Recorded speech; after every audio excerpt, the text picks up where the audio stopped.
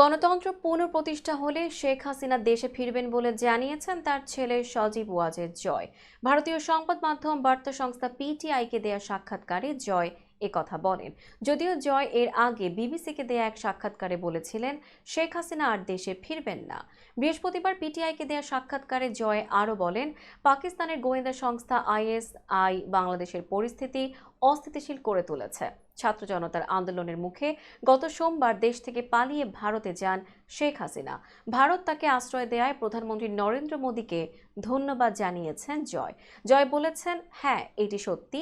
আমি বলেছিলাম তিনি দেশে ফিরবেন না, কিন্তু আমাদের নেতাকর্মীদের ওপর পুরো দেশ জুড়ে হামলা চালানোর পর গত 2 দিনে অনেক কিছুই পরিবর্তন হয়েছে। আমাদের মানুষদের নিরাপদ রাখতে যা করার দরকার তার সবই আমরা করব। আওয়ামী লীগ বাংলাদেশের সবচেয়ে বড় ও পুরনো রাজনৈতিক দল।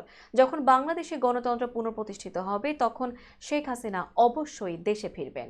আওয়ামী লীগ ভারতের সব সময়ের বন্ধু উল্লেখ করে জয় বলেছেন, বাংলাদেশে থাকা আওয়ামী নেতাদের সুরক্ষা নিশ্চিতে যেন ভারত চাপ দেয়।